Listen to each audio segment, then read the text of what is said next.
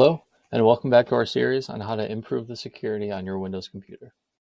In this video, we're going to go over how to remove unnecessary programs from your Windows device. Why is this important? Two reasons. First, any program that has access to the internet can put you at risk of attacks. You may unknowingly have programs on your device that haven't been updated in years and may contain critical vulnerabilities. The second reason is that Windows comes pre-installed with a lot of applications that you might not use and you may have never used that are taking up a lot of space and slowing down your machine.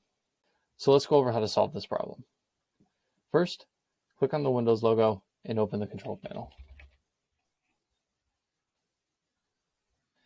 Where it says Programs, click on Uninstall a Program, and you'll be brought to a list of all the different software that's currently installed on your computer. You should go through this list and ask yourself which of these programs are necessary.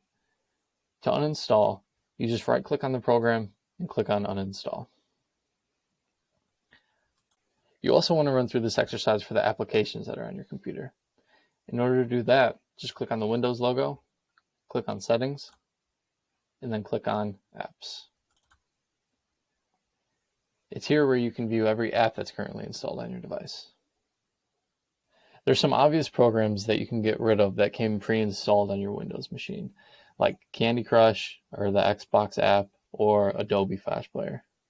We're going to include a link in the description of this video to an article that lists the other programs that you can consider uninstalling. So that's that.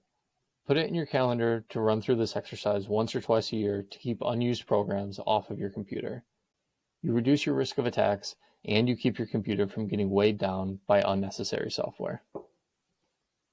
Thanks for watching, and make sure to click the link in the description of this video for more tutorials on how to properly secure your Windows device.